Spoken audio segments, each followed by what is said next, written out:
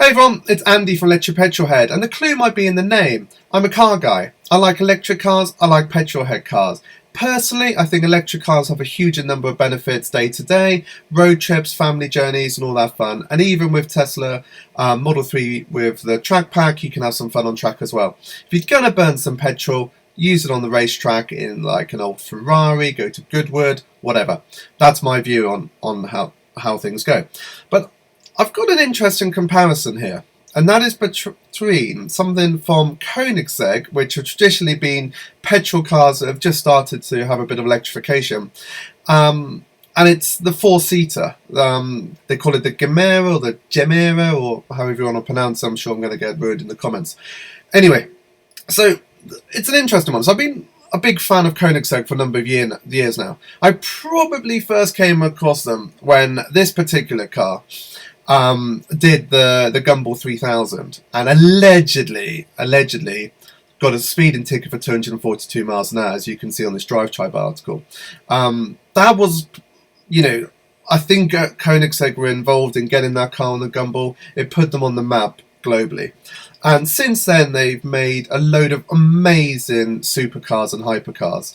The one-to-one is absolutely insane. If you look on YouTube and find some VMAX clips of, that at Bruntingthorpe, it's spectacular. It's a really cool petrol hypercar.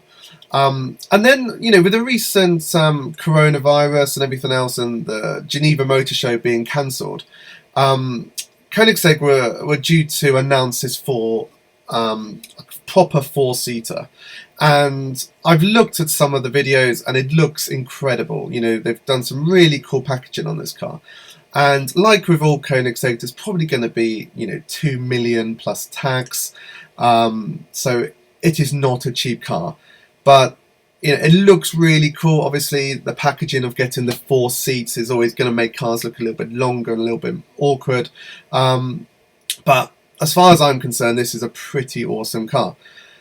However, no one's really done this comparison. And obviously, the cars are not even available yet for, driving. So, you can't test them out. But why is no one comparing this to the Tesla Roadster? I even went onto Google and put in Jumeirah versus Tesla, and other than this Tesla RT article about the infotainment, which, come on, let's have a look at that. Like, how similar, other than the fact it's got this extra thing here, that is basically a Model 3 display. And there's a reason for this. Christian von Koenigsegg is a massive fan of Tesla. He owns at least one, if not more. He drives them a lot, in Sweden, where Koenigsegg are from. They actually came out and said that the Tesla Roadster announcement was the thing that made him realise that pure petrol hypercars were no longer quick enough.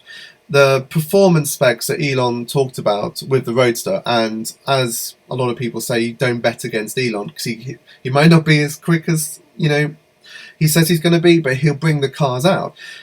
People shouldn't assume that the 1.9 to 60, the 250 mile an hour, 600 mile range is not going to happen, because Tesla will make sure they do. So, Christian von Koenigsegg admitted that this Roadster spec made him realise that electrification was really needed if you're going to have this sort of levels of performance.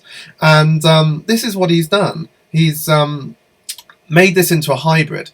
So it only has 50 kilometers of pure electric range, as far as I know. So the idea is not really going to be doing long road trips in pure EV mode in this. It's going to be a hybrid, so there's going to be, the benefits of being able to sneak out of your, gated community in EV mode and not wake up your, fellow billionaire neighbours is a really cool thing. And then there's obviously a lot of benefits to the way that the power is delivered. And it's a cool car. Obviously, everyone on YouTube claims to be buying them. Mr. JWW claims to be buying one. Tony, friend of a lot of the UK YouTubers, he's a car dealer. He claims to be buying one. OB Prestige is saying he's going to buy one. So there's all these people claiming to buy them. But these are £2 million cars, and if you believe the rumours on the internet, then people like JWW are not really buying them, but I don't know. That's just the rumours I keep seeing around. But it all comes down to the fact that, yes, this is a gorgeous carbon fibre, very, very high-end car. But then this offers you so much of the performance. Literally, 1.9 seconds to 60, it's the same. 250 top speed, it's the same. The range of the Tesla versus the Jumeirah on petrol mode is the same. 1,000 kilometers, 600 miles. It's a really interesting comparison, and I'm not sure why no one else has done this yet. Sure, if you're a true 100% petrol head, you'll want the noise, but I'm a true 100% petrol head. I have been all my life. I now drive a Tesla, and I've got a BMW i3. I don't miss the noise. It's a really weird thing. Driving the Tesla Roadster will be so immersive and so amazing that I don't think you're going to miss out on a lot of the noise. And if you did, then why not go the full hog and get like an Agera or a 1-to-1 or even one of the older CCS XR, and have the real brutality of feeling the petrol motors working so well.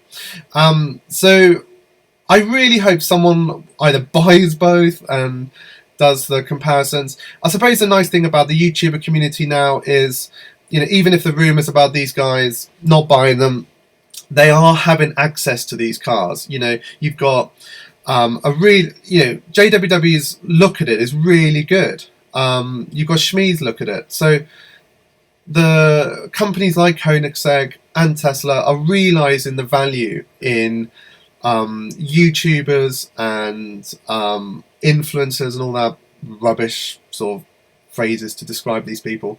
Fundamentally, these cars are getting out there, and they're going to be seen, which is really good.